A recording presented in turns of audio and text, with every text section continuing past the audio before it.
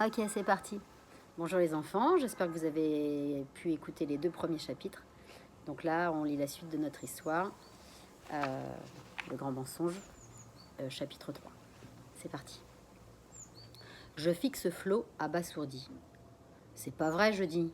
Ma sœur hausse les épaules, se resserre de la salade de soja et des raviolis au porc. Bien sûr que c'est vrai, hein maman?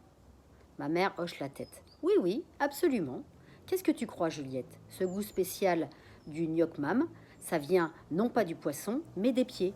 On écrase les poissons morts pendant des heures dans des baquets. Et comme quand tu pratiques n'importe quel exercice physique, bah tiens, prends la course, le foot, le tennis par exemple, bien tu transpires. Et c'est la transpiration des pieds qui donne cette odeur et ce goût caractéristique à la sauce. Ma mère saisit ses baguettes, une dans chaque main parce qu'elle n'arrive pas encore à faire la pince, les plante dans un ravioli. Son ombre s'étire au plafond dans la lumière des bougies. Je la regarde dégoûtée, tremper le ravioli dans le liquide orange où nagent des bouts de viande, puis porter le ravioli à sa bouche et mordre dedans avec délice. Inimitable. Tu n'as pas faim, ma chérie? Du jus de pied. Il mange du jus de pied. Mon père verse un peu de gnoc mam sur sa salade de soja. Quand même, Juliette, toi qui aimes tellement le resto chinois, je pensais que tu savais ça. Mais non, je savais pas, c'est horrible. Comment pouvez-vous manger cette chose? Oh, tu sais, quand tu bois tes petits yaourts là, à petits choses, eh bien dedans, il y a de la flore intestinale de vache. On racle les intestins des vaches et on met ça dans un peu de lait pour que tes intestins, à toi, se refassent une santé. Ça t'empêche d'en manger? Je regarde mon père écœuré. Je crois que je vais vomir. Oh non, vous me faites marcher, hein?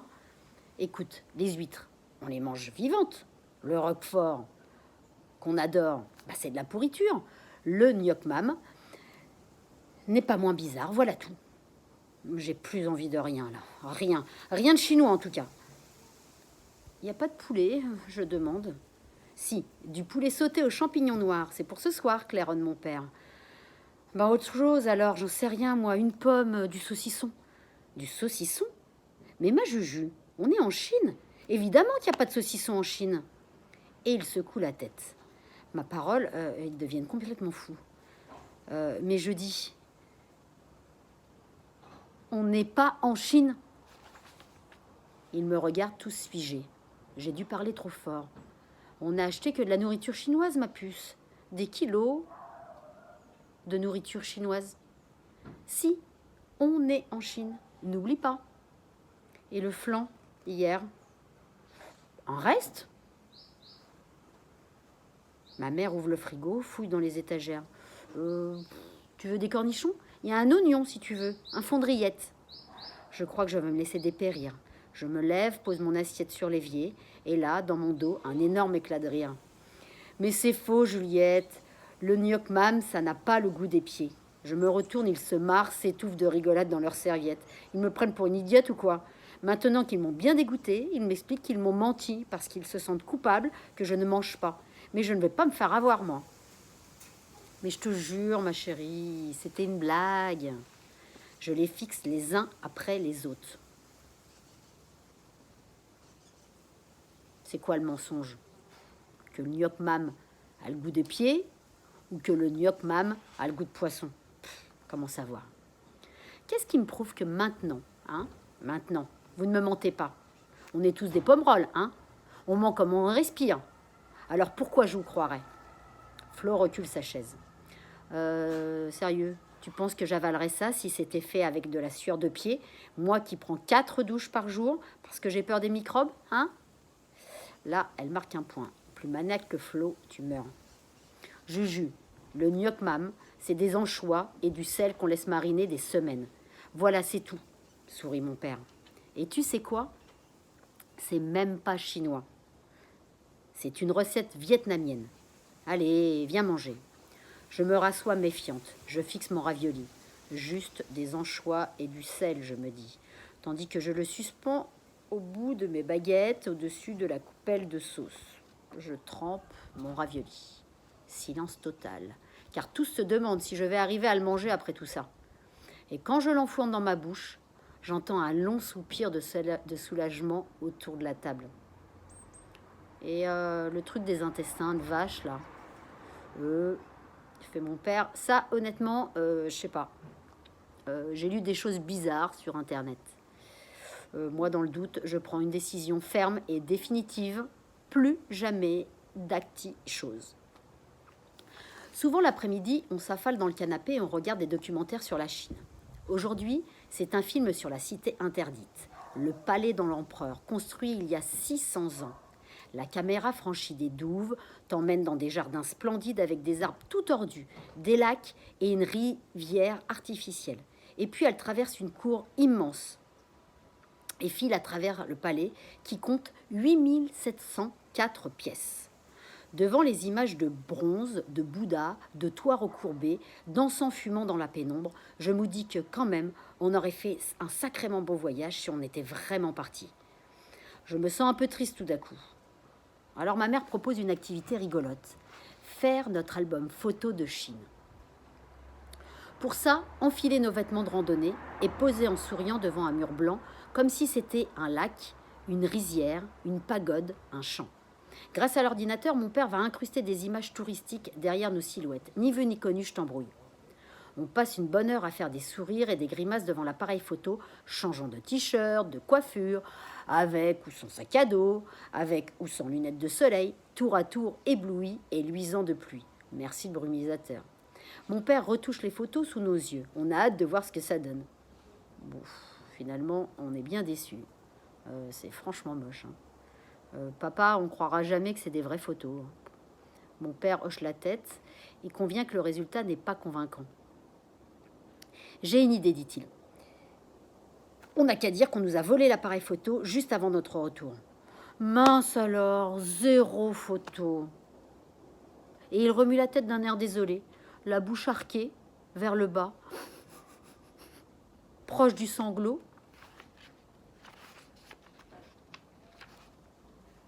C'est un si bon comédien qu'on applaudit, Flo et moi. Allez, va pour le vol de l'appareil photo. Bon, maintenant, laissez-moi, dit mon père, en se connectant sur Internet. Faut quand même que je cherche du boulot, les filles. Tu réponds aux offres d'emploi. Et s'ils veulent te faire passer un entretien, tu dis quoi? Que tu es en Chine?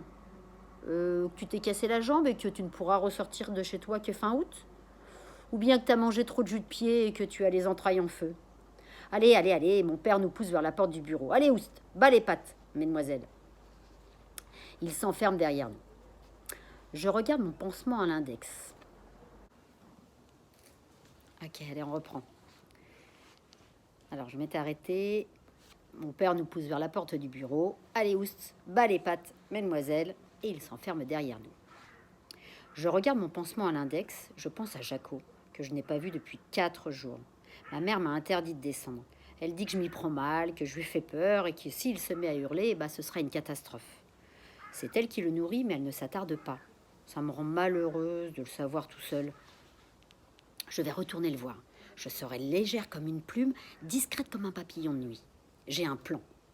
Je me glisse dans les toilettes, j'y reste un bon moment devant la carte de la Chine. Je m'évade même un peu au nord, vers la Mongolie. Et puis, je sors sans faire de bruit. Ce qu'il faut, c'est que tout le monde me croit encore dans les toilettes, tandis que moi, Juliette, l'indétectable, l'espionne internationale, j'entreprends une nouvelle mission ultra secrète. M'emparer de Jaco, le célèbre perroquet aux plumes d'or, caché dans une grotte souterraine inaccessible. J'abaisse tout doucement la poignée des toilettes. Je me glisse sur le palier et je referme la porte dans un silence parfait. Me voilà prête. Je fais le point sur mes ennemis. Philippus. Alors, je fais le point sur mes ennemis.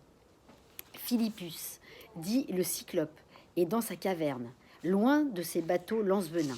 Chantal Lamigale fabrique de nouveaux rouleaux de printemps dans ses chaudrons maléfiques, coupés de la télé qui lui permet de te transformer en ballon de foot.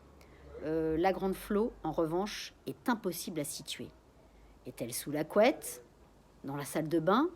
Comment être sûr de ne pas la croiser? Un véritable espion sait qu'il court des dangers. Ma mission est risquée. Je dois aussi compter sur la chance. Et c'est parti. Je franchis le palier, je descends l'escalier maudit sans toucher les lattes aux croix rouges et les marches en forme de trappe.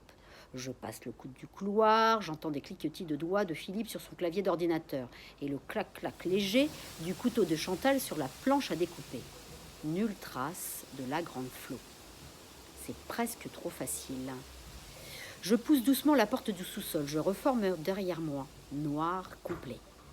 J'écoute. Jaco s'agite sur son perchoir, je descends les marches une à une. J'allume la lampe électrique. Je braque le faisceau vers le sol. Qu'est-ce que c'est ça ? Je suis toute blanche. Bon, voilà. Bon. Je franchis le palier, je descends l'escalier maudit sans toucher les lattes aux croix rouges et je marche. Et, pardon, je reprends. Désolée, on y va. Je franchis le palier, je descends l'escalier maudit sans toucher les lattes aux croix rouges et les marches en forme de trappe.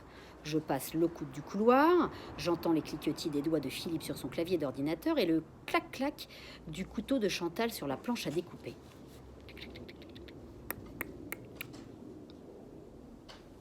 Nulle trace de la grande Flo. C'est presque trop facile. Je pousse doucement la porte du sous-sol, je referme derrière moi, noir complet. J'écoute. Jaco s'agite sur son perchoir. J'allume la lampe électrique, je braque le faisceau vers le sol pour ne pas exciter le perroquet. J'entends des bruits métalliques, la chaîne de Jaco sûrement. Pas très rassurant comme ambiance. Le bruit le plus fort, c'est celui de mon cœur dans ma poitrine. Je supplie muettement. Jaco de se taire, je t'en prie, sois calme. Je commence à lui parler tout doucement, à 5 mètres de son perchoir. Je vois ses pattes, ses plumes vertes et bleues. Hé, mon Jaco, je dis d'une voix suave, une voix très douce et très patiente, une voix d'hôtesse de l'air. Mon Jaco, c'est moi, c'est Juliette. Chut, tout doux. C'est noir, hein? C'est triste. Je sors de ma poche des miettes de biscuits secs. Je sais que Jaco adore ça. Regarde ce que je t'ai apporté. Je tends la main prudemment. Jaco abaisse son bec et picore un bout de biscuit. Un petit son plaintif sort de sa gorge, comme un merci très bas. Je tends un autre morceau. Il pousse encore le même cri, faible. J'approche ma main de ses plumes. Il se laisse faire, gémissant toujours. Un coup dans le mur. Le mur du voisin. Ma main reste en suspens au-dessus de Jaco. Est-ce que quelqu'un nous aurait entendus ? Je n'ose pas bouger. Pas respirer. Et à nouveau, mon cœur bat la chamade. « Alors, petit oiseau, tu es là ?» dit une voix chevrotante. Je me glace. Qui parle ? D'où vient cette voix ? J'éteins ma lampe, j'attends. Jaco gémit. « Je t'entends. Tu es toujours vivant alors ? Depuis tes hurlements, il y a quelques jours, c'est le silence total. Je m'inquiète. » La voix vient de l'autre côté du mur. J'essaie de me souvenir de la tête du voisin. Un vieux monsieur avec une canne et un chapeau vert. Oui, voilà, ça me revient. Il est souvent assis sur un banc dans le square d'en face et il jette des graines aux pigeons. Ou quels égoïstes tes propriétaires qui partent en vacances et te laissent là tout seul, en sous-sol. Paraît qu'ils sont allés en Chine. C'est la pharmacienne qui me l'a dit. D'ailleurs, tout le quartier est au courant que les Pommerol sont partis en Chine. Le boucher le sait, le marchand de journaux le sait, la caissière du supermarché le sait. Et même le facteur. Bah, ils s'en sont bien vantés, ça, hein. Alors moi, j'ai dit à tout le monde, tu sais quoi, qu'ils t'avaient abandonné. Il y a des gens qui laissent leurs chiens sur le bord de la route, leurs chats, leur hamster, parce qu'ils ne savent pas quoi en faire pendant les vacances. Ils auraient, je sais pas, au moins pu te libérer, te laisser t'envoler dans le square. Quelle honte, petit oiseau, quelle honte. Dans le noir total, Jaco fait cliqueter sa chaînette et semble répondre au vieux monsieur à coups de bruit de gorge. J'ignorais que les murs du sous-sol étaient si fins. Je ne sais pas quoi faire. Remonter, prévenir les parents ? Rester ici jusqu'à ce que le voisin s'éloigne du mur ? Je crois que je vais dénoncer tes maîtres à la SPA, tu sais. Tu peux trouver un meilleur foyer. Ils seront bien surpris quand ils rentreront, les Pommerol, que les gens sachent comment ils ont été cruels avec toi. Si tu n'es pas mort d'ici là, pauvre bête. Ah, c'en est trop. Je ne peux pas laisser ce vieux bonhomme dire n'importe quoi sur nous. Jamais on n'aurait abandonné Jaco si on était parti en Chine. Hein? On l'aurait laissé à mamie. Comme chaque vacances, je m'approche du mur et je frappe du poing et je lance. On n'est pas des assassins, nous, monsieur. Il n'est pas abandonné, notre perroquet. Vous n'avez rien, certainement pas le droit de dire un tel mensonge. Silence. Oh, je me mords la lèvre. Je viens de nous trahir, là. Oh là là. Soit je me taisais et je laissais le voisin nous faire passer pour de terribles égoïstes, soit je protestais et je laissais entendre que nous ne sommes pas partis en Chine. Oh, dans tous les cas, c'est la catastrophe. Y a quelqu'un derrière ce mur, demande une petite voix. La petite voix du voisin. Et zut, zut, zut et zut. Ma gorge se serre, j'ai envie de pleurer. Dites, y a quelqu'un ? J'avale ma salive. Oui, je dis tout bas, il y a quelqu'un. Qui es-tu ? Juliette Pomerol. Oh mon Dieu, répond la voix. Ils t'ont abandonné aussi avec l'oiseau ? Non, non, ils sont avec moi, on est tous là en fait. Comment ? Vous n'êtes pas partis en Chine ? Je soupire, oh là, j'ai envie de disparaître. Non, on n'est pas partis. J'entends gratter de l'autre côté du mur, comme le bruit d'une clé qui cherche une serrure. Et puis la clé tourne. Dis, petite fille, il y a une porte dans le mur, fermée de chaque côté. Si on ouvre tous les deux, la porte va s'ouvrir. Tu as une clé ? Je rallume ma lampe. Je cherche sur l'étagère adossée au mur. Non, pas de clé, pas de porte non plus d'ailleurs. Un verrou peut-être, que tu peux tirer. Je fouille le mur du faisceau de ma lampe. Ah, je découvre derrière l'étagère la forme d'une porte. J'écarte l'étagère.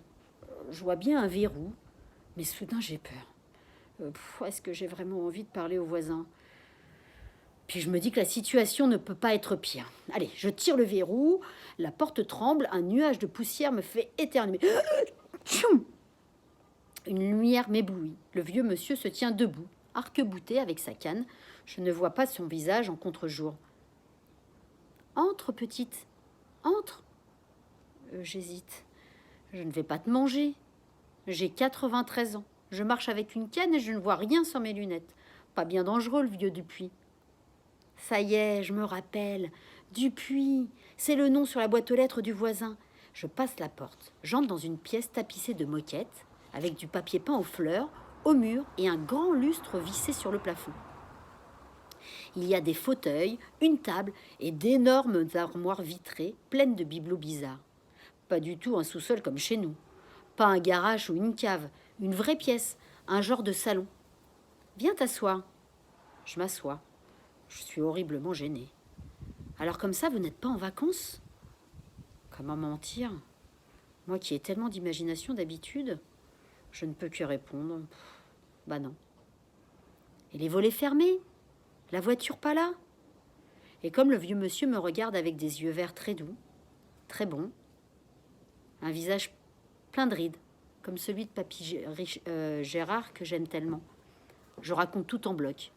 Papa qui a perdu son travail, le voyage en Chine qui était prévu, la honte de mon père à avouer qu'il est au chômage pour faute grave, l'extraordinaire mensonge que nous avons inventé pour que personne ne se doute de ce qui est arrivé. Et plus je parle, plus j'ai envie de pleurer. Les larmes finissent par couler toutes seules. Monsieur Dupuis me tend un Kleenex. Ouh là là, c'est un mensonge très lourd à porter, n'est-ce pas ?